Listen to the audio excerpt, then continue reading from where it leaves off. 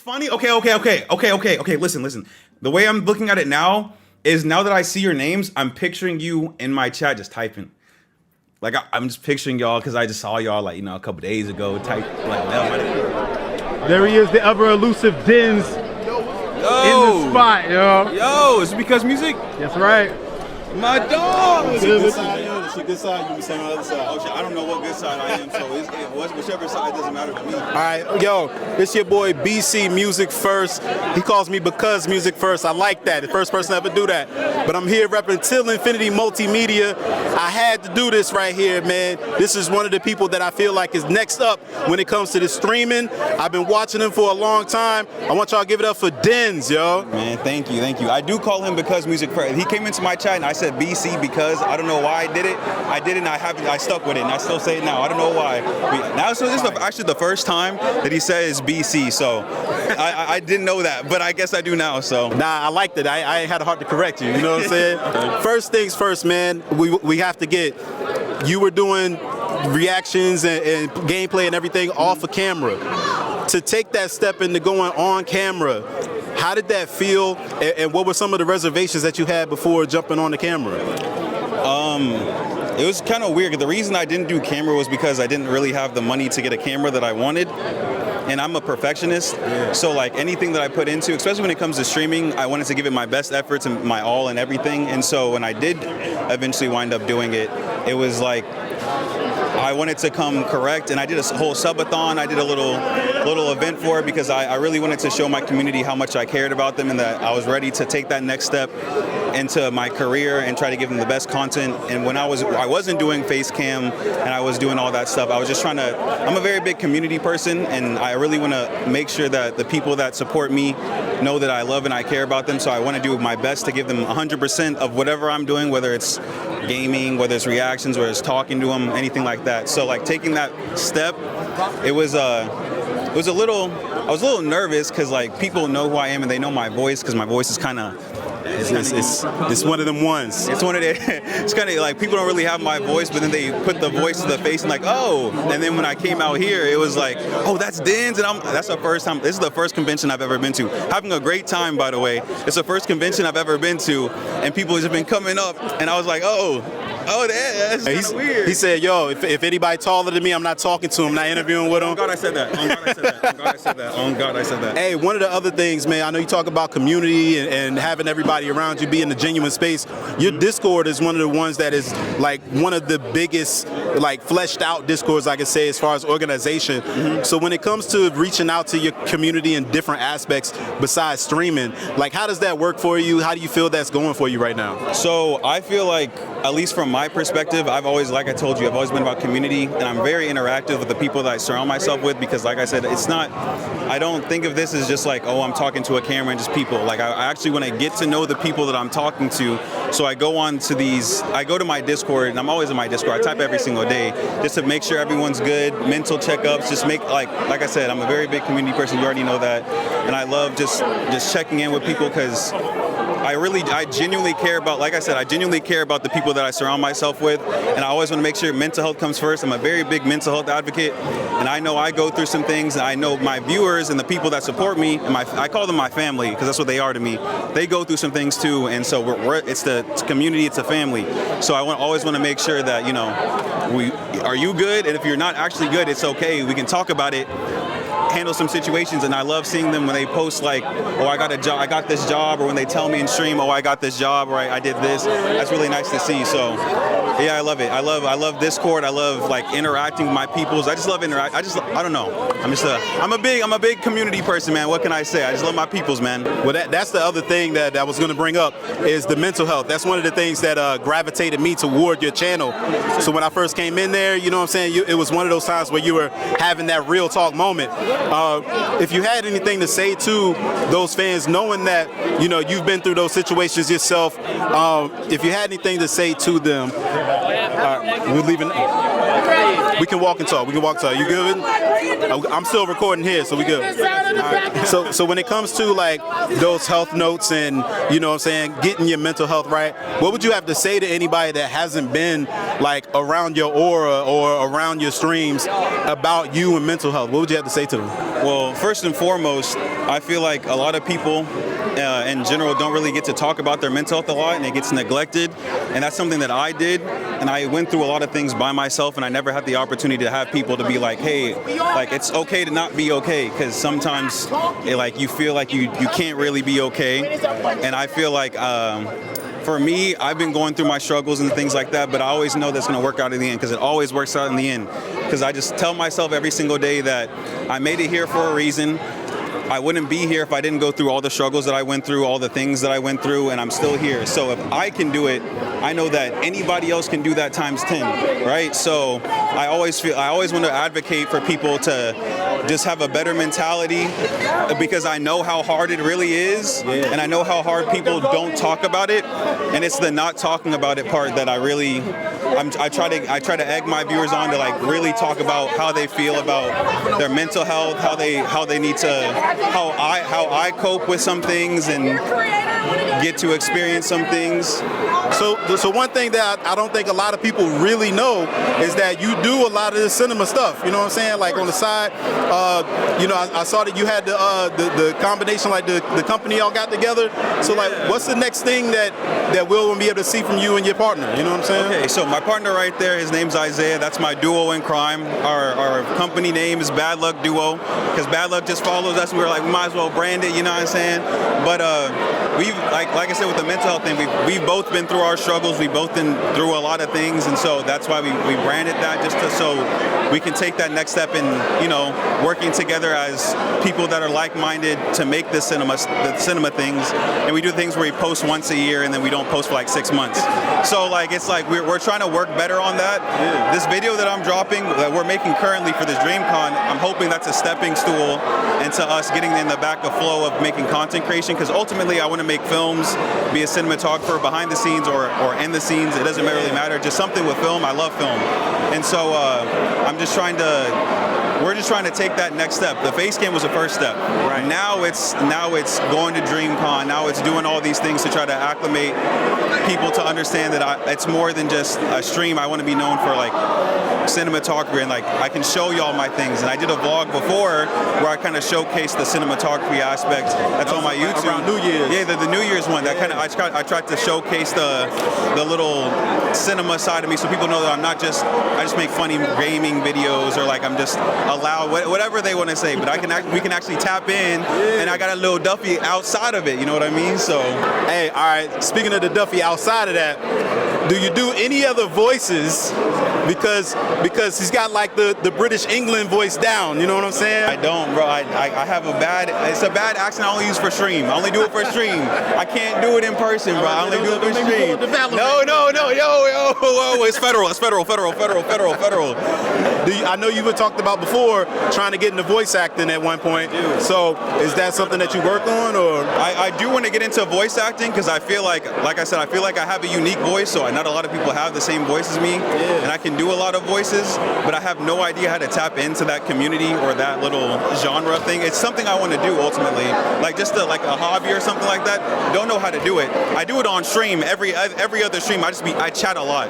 I don't know if you can tell right now, I chat a lot. All I do is chat. I talk too much. So like it comes out.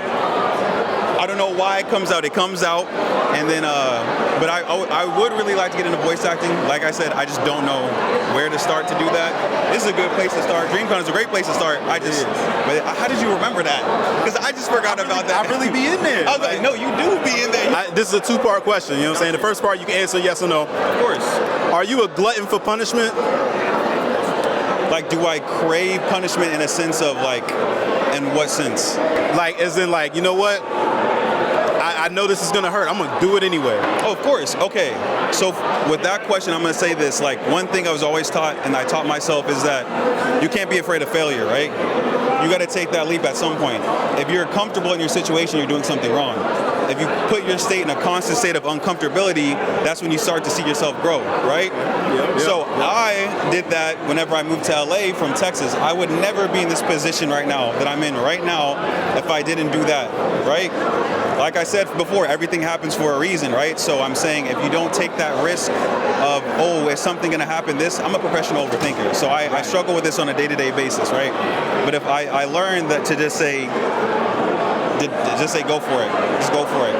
I was worried about doing some things, and in the back of my head, it's like, what's the worst thing that could happen? And then I think of all these things, but then it's like I'm missing the opportunities that I could have by overthinking instead of just doing it in the moment. And just like that, I'm here right now because I listened to the, if I fail, I fail, but at least I tried.